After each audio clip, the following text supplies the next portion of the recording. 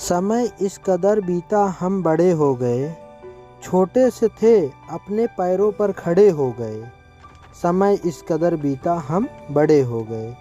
School भी छूटा, college भी छूटा, वो गलियां भी छूटी, वो सड़कें भी छूटे।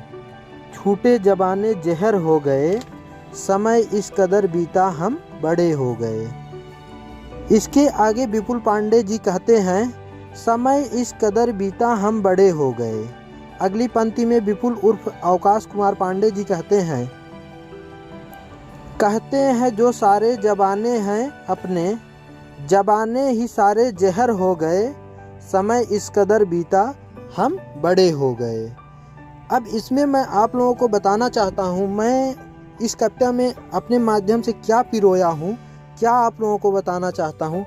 जब हम छोटे से रहते हैं तो हमको ऐसा लगता है सारे जबाने हमारे हैं। मैं पीछे से आपको उठा करके सुनाता हूँ कि सारे जबाने हमारे हैं। जिन बच्चों को इस तरीके से लगते हैं उनको ये भी समझना चाहिए कि वही जबाने सारे तुम्हारे कांटों की तरह आपके शरीरों में चुभने लगेंगे अगर आप समय के हिसाब से नहीं चलेंगे। तो इस प्रकार से हमारे कहानी के कविता में लिखा गया है। हम अपने छोटी सी ज़िंदगी के बारे में पिरो करके अपने बारे में आप लोगों तक एक छोटी सी कविता के माध्यम से पहुंचाने का प्रयास किया हूं। जो रस इस कविता में है, अगर आप अपने कॉलेज, अपने स्कूल की लाइफ को आप सोचेंगे तो आपके दिल में वो सारी बातें उठेंगी जो इस कविताओं में लिखा गया है।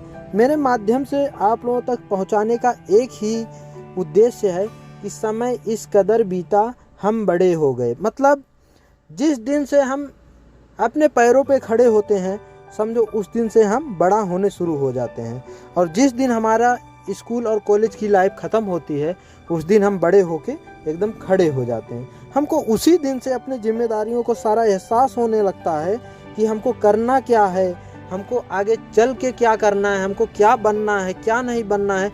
उस समय हमारी ज़िंदगी हमको निर्धारित करवाती है कि आप करना क्या चाहते हो। तो मैं अपनी कविता के माध्यम से आप लोगों से बताया कि जब कॉलेज छूटा तो वो गलियां भी छूट जाती हैं, वो सड़कें भी छूट जाते हैं, वो दोस्त भी छूट जाते हैं, वो हमारे सारे रिश्तेदार भी छूट जाते हैं। हम वहाँ से निकल कर किसी दूसरी गली में आ जाते हैं, दूसरे शहर में आ जाते हैं और दूसरी जगह पर पड़े रहते हैं। ये मेरी ज़िंदगी का एक सार है।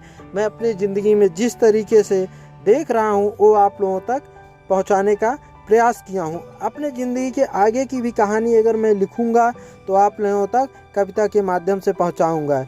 जय हिंद, जय भारत।